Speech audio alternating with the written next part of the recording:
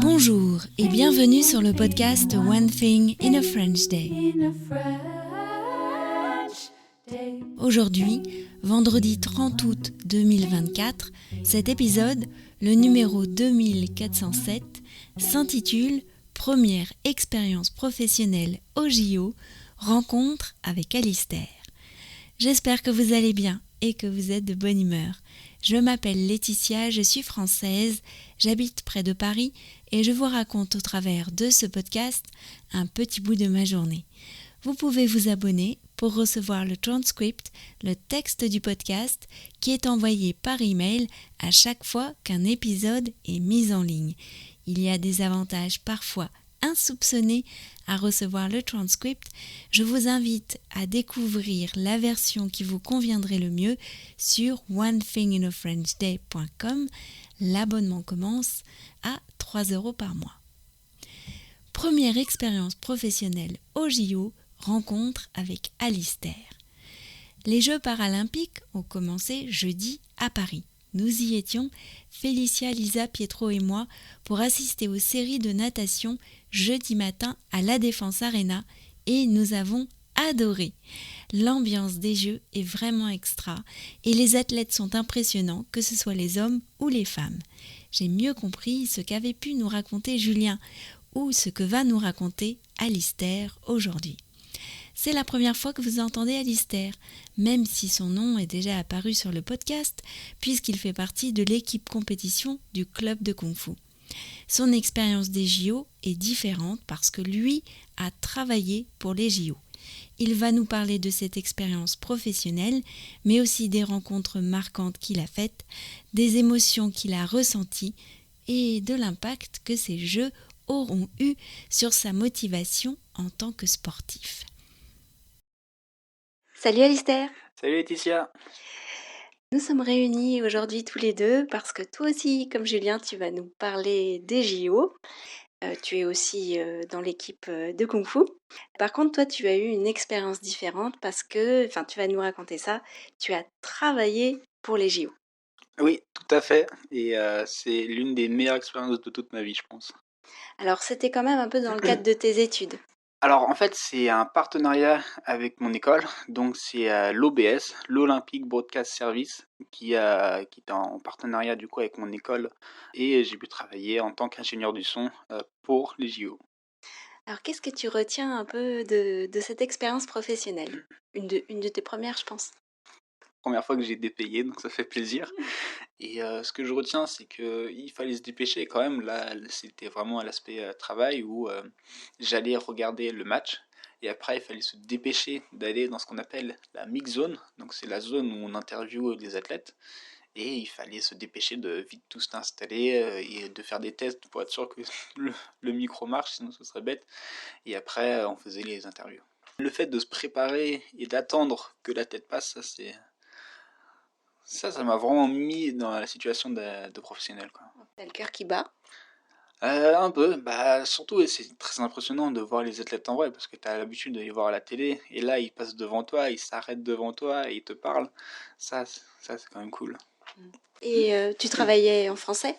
Mon premier jour de travail, je savais pas exactement ce que j'allais faire et en fait on m'a dit que j'allais travailler en tant qu'ingénieur du son, donc j'allais prendre le son pendant les interviews. Et en fait, j'ai compris après que j'allais travailler avec une équipe indienne. Et donc, je parlais tous les jours en anglais. Cette équipe indienne, elle faisait quoi ? Elle travaillait pour la télé ? En fait, ils étaient tous journalistes et on travaillait pour la page Instagram. Et donc, la page Instagram qui s'appelait Olympiquel.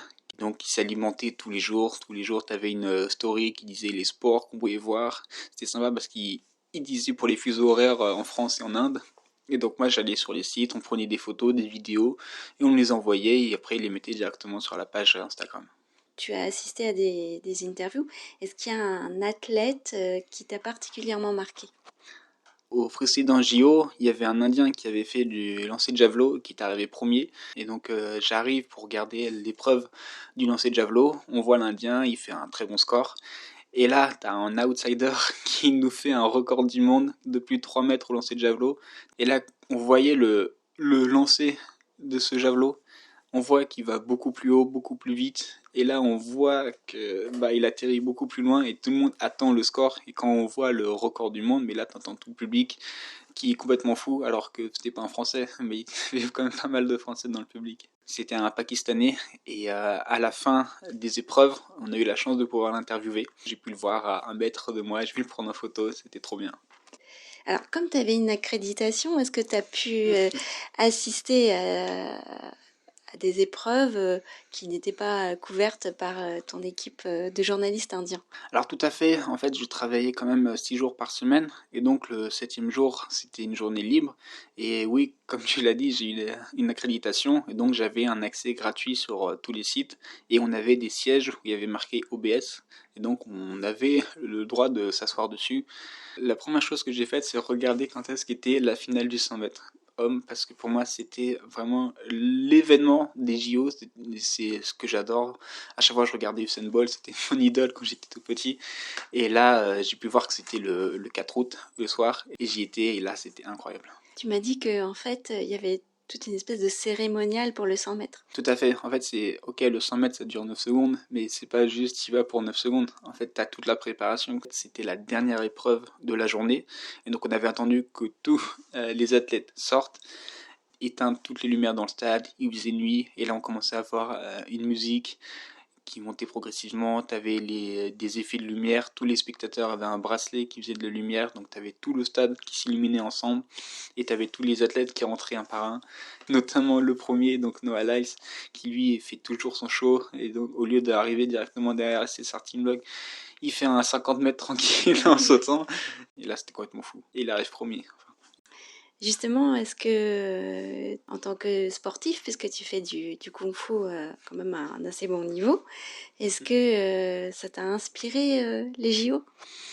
Ce qui m'a donné le plus de frissons, c'était le 4x200 mètres crawl, donc c'était le relais, et c'était même pas la finale, c'était la qualification. Et en fait, t'avais une équipe, je sais plus laquelle, qui commençait et qui était première avec une bonne longueur d'avance. Et donc la question c'était est-ce qu'on allait arriver deuxième, troisième ou quatrième. Et au fur et à mesure que la compétition avance, à la fin en fait on voit le français qui commence à rattraper le premier et là t'as tout le public qui commence à crier comme des fous et moi je commençais à avoir les poils qui se hérissent et je commençais à pleurer et j'étais complètement ému et je sais plus quoi faire et bon il a pas gagné mais j'étais complètement fou et j'étais super content quoi. Et ça m'a donné envie de participer et de faire une performance où tout le monde est fier de moi quoi. Donc ça t'a motivé pour cette année? Ah énormément, là mon but c'est de faire des compétitions et de les gagner. Je te remercie beaucoup Alistair et puis bon entraînement ce soir. Merci beaucoup, au revoir Laetitia. Merci Alistair, bon entraînement ce soir puisque nous sommes vendredi et que les cours ont repris cette semaine. One Thing in a French Day, c'est fini pour aujourd'hui. Je vous souhaite à tous de passer un très bon week-end et je vous dis à lundi pour un nouvel épisode du podcast. À bientôt, au revoir.